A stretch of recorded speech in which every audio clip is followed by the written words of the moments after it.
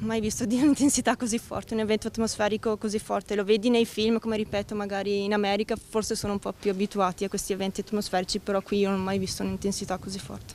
La testimonianza di una residente di Lonigo che ha fatto appena in tempo a rientrare a casa prima che si scatenasse la tempesta anticipata da una serie di lampi e poi l'inferno, il vento con fortissime raffiche, ora la conta dei danni. Noi eravamo fuori col cane e abbiamo visto, insomma, c'erano tanti lampi e c'era il cielo illuminato a giorno. E poi è venuto su un vento forte, quindi ci siamo rintanati in casa, abbiamo chiuso un po' tutti i doppi vetri e nell'arco di poco tempo è venuto su un tornado, sembra. A un certo punto poi noi guardavamo dalla finestra e vedevamo queste, tipo sembravano dei cerchi di acqua, una cosa inspiegabile, cioè lo vedi solo in televisione, nei film secondo me.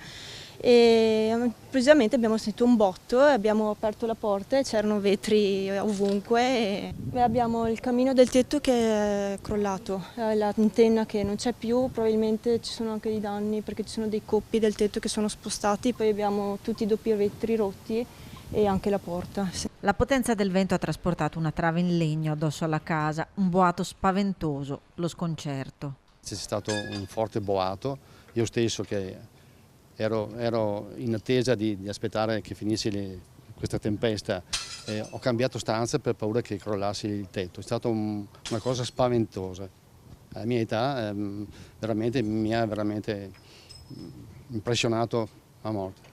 Numerosi gli interventi dei vigili del fuoco anche nella zona artigianale di Lonigo. I danni sono evidenti, si vedono, il tetto del capannone, i portoni, i macchinari, la tromba d'aria è entrata, ha fatto un disastro, acqua e vento.